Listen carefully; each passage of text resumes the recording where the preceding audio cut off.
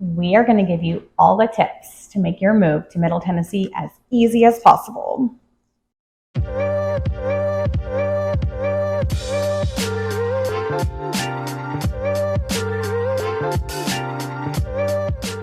Sammi and Lisa here with Nashville on the Market Real Estate, your local Nashville real estate experts. Call, text, or email with any questions. No pressure, no obligations. We're just here to help you make the best decision about your move to Nashville, Tennessee, one of the hottest real estate markets in the nation for a reason.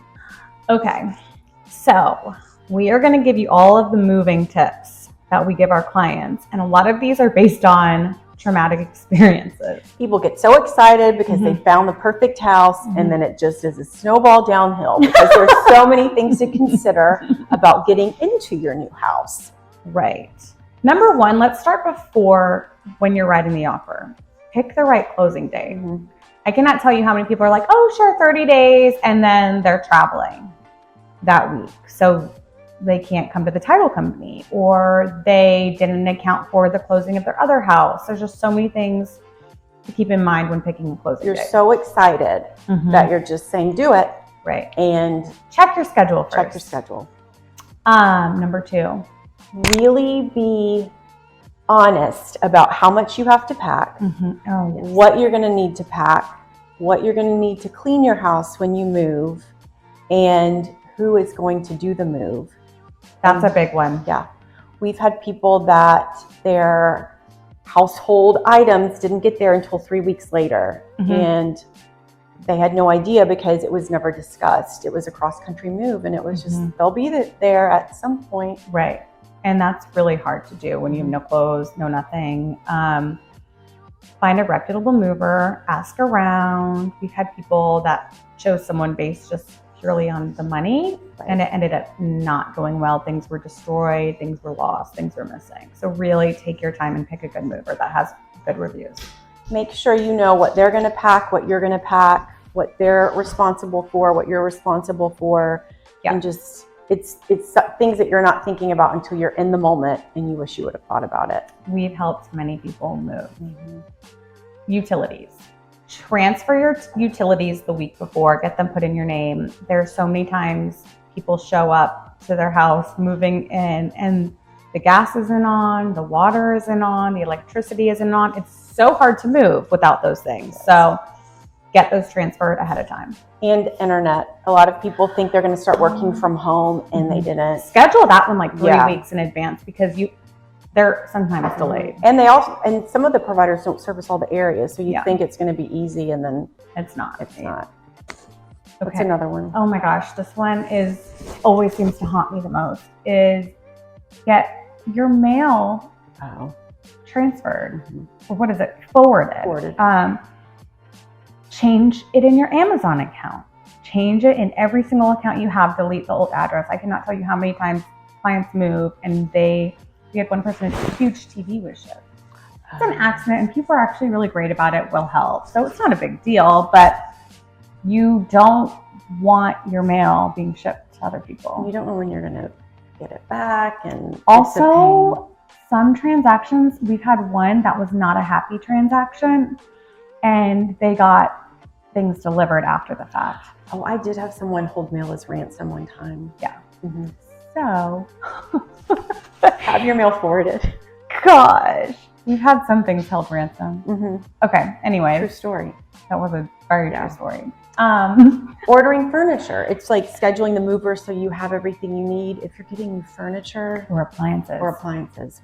Order it ahead of time. Also though, don't order it to be like delivered day of closing. If there's any delays, then you have things being delivered before it's closed. Right. And they're not going to be in the house. Yeah. So really pre-plan that. Think ahead. Give yourself a couple days with that. Think about, especially if you're moving here from out of town or out of state, it's hot in the summer.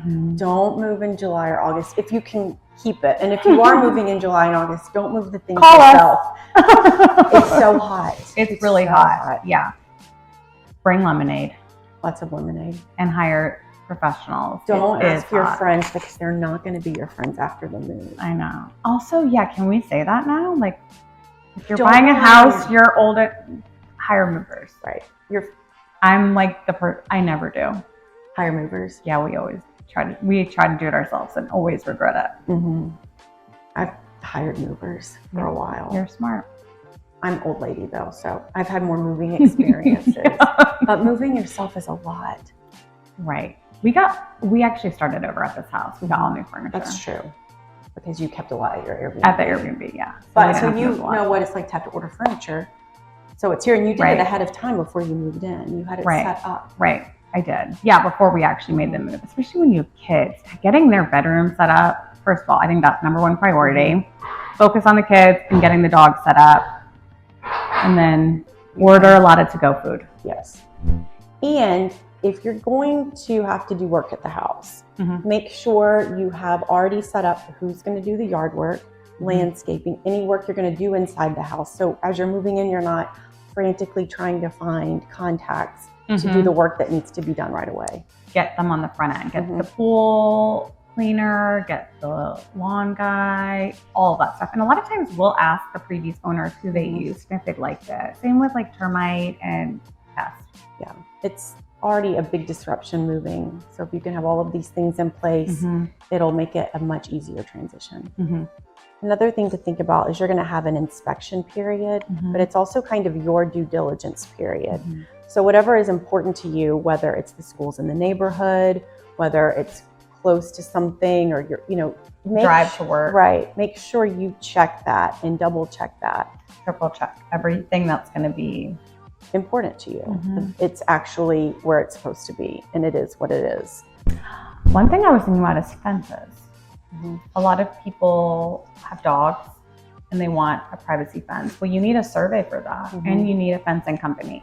So a survey, definitely, a lot of people don't want to pay for that during the due diligence period, although we have to recommend you do that. But get a surveyor out ASAP so you can get the fencing company to come. And make sure the fence that you need is appropriate with the HOA.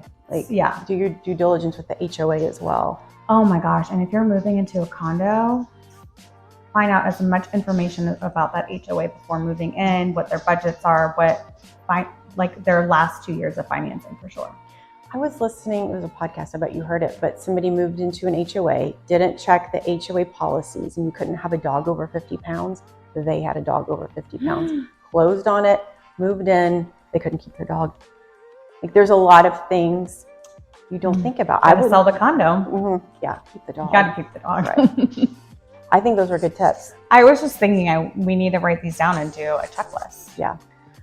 You know what? I'll do a checklist. Yeah. If you want to sign up for our checklist for moving tips, there's a link below. And yeah, thanks so much. Like and subscribe to get our next videos. And if you have questions moving here, let us know. Thanks.